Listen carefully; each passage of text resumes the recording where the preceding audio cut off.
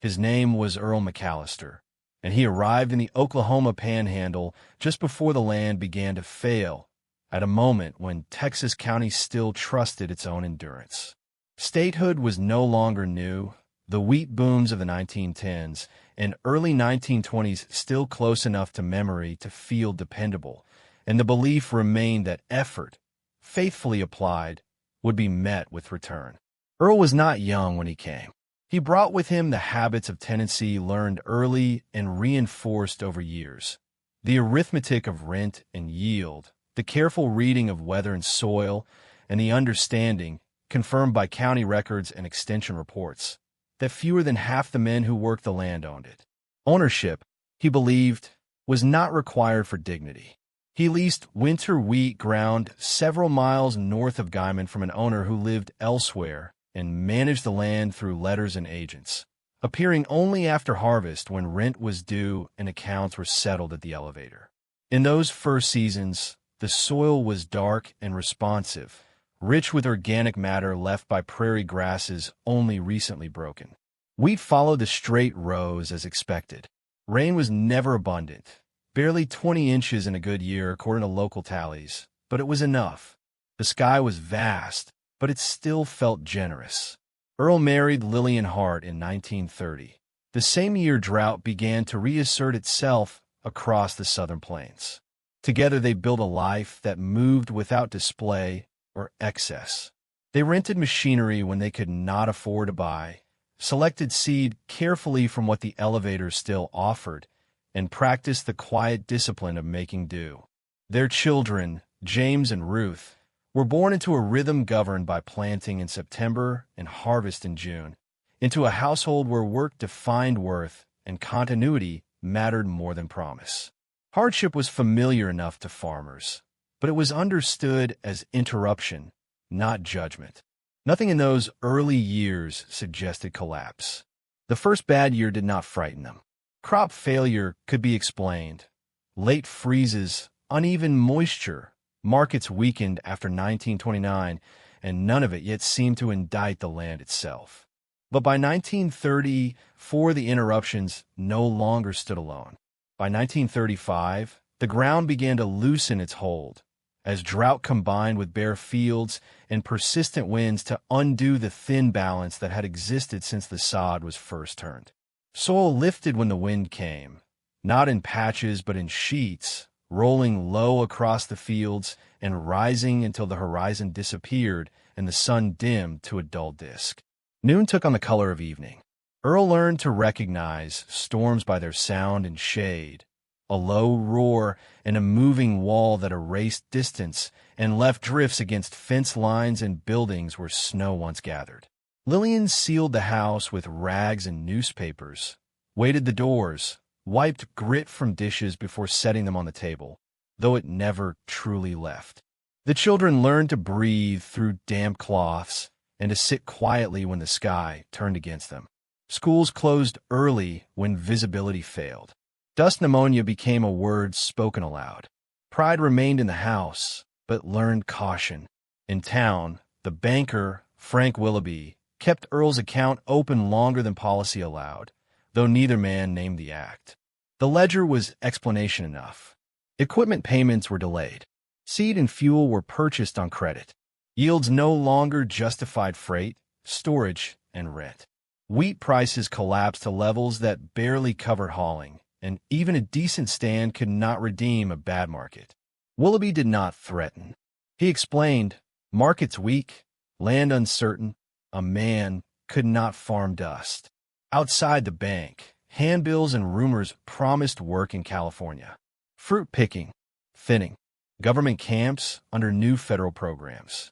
Families gathered on sidewalks and spoke of the West as both opportunity and confession. Earl listened without joining. At night, he and Lillian sat at the kitchen table with the lamp turned low, calculating what they owed and what they could no longer expect. Leaving meant the road, dependence, the loss of standing that came with becoming migratory. Staying meant debt, uncertainty, and slow erosion. The government arrived in 1936 without spectacle. There were forms, surveys, meetings in schoolhouses and church basements. Men from the Soil Conservation Service spoke of contour plowing, strip cropping, shelter belts, and payments authorized for land taken out of wheat and returned to grass. The language was unfamiliar and, to some, offensive. Measurements and long-term restraint instead of yield. To accept meant admitting that old methods, breaking every acre, chasing production, leaving fields bare, had helped create the disaster. Some men walked out. Others signed immediately. Earl listened from the back, his hat turning slowly in his hands. He had never taken assistance, but he had also never imagined the land refusing him so completely, nor that restraint might be the only response left. That year tested every decision. Dust storms arrived without warning, sometimes in succession. Fence lines disappeared. Livestock choked when they could not be sheltered in time.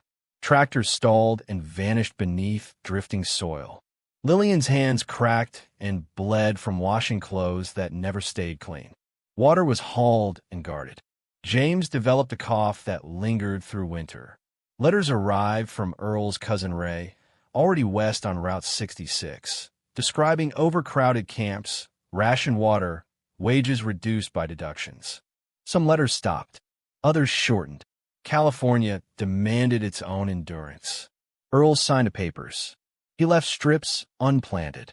He learned to plow along the contours instead of cutting straight through the land. He planted grasses better suited to drought than wheat, and helped set young trees in lines to slow the wind, following diagrams passed hand to hand after meetings. The payments were modest and exacting, but they kept Willoughby from calling the note due and bought something more valuable than money: time. Around him, neighbors disappeared. Houses stood empty. Doors banged in the wind. Names faded from ledgers and mailboxes. Those who remained nodded to one another with a recognition born not of success, but of shared compliance with limits. By 1937, Earl no longer measured the land by what it promised. He measured it by what it allowed. The fields no longer offered certainty, only permission to plant less, to wait longer, to accept that some years would give nothing back. When rain came, thin and irregular, it darkened the soil just long enough to matter, sinking into ground that had learned, through punishment, how to hold it. Earl stood at the edge of the field and watched until the surface changed color, not expecting recovery, only continuity. The dust had taught him that hope, when demanded, could be dangerous. Inside the house, life had narrowed and hardened. Lillian's hands remained cracked despite ointments and cloth, the skin never fully healing. The children grew into the discipline of caution, learning silence during storms, learning to wait without complaint. James's cough eased but never disappeared entirely. Ruth learned early how to sweep dirt that returned before the pan was emptied. Loss was no longer spoken of. It had become ordinary, absorbed into routine the way dust settled into seams no one could fully clean. At night, Earl spoke to his children not of prosperity, but of limits. He showed them how the rows bent now, how grass stood where wheat once failed, how attention mattered more than speed. He did not speak with pride. He spoke with care. He understood that what he would pass on was not land or wealth or certainty, but judgment. How to decide when to stop, when to yield, when endurance itself became the work. Lillian listened from the doorway, carrying years that had given little back. She had sealed windows, buried possessions in dust, counted food, counted coins, counted breaths during storms that turned daylight into night. They had not escaped. They had not rebuilt what once existed. They had simply refused to vanish. In a place where absence had become common, presence itself had taken on weight. Earl came to understand that survival did not resemble the stories told about it. It did not arrive with recovery or reward. It arrived quietly, stripped of ambition, sustained by restraint. The land had not forgiven him, and he had not mastered it. Between them lay an understanding shaped by exhaustion and humility. He would take only what could remain. He would leave what could not endure.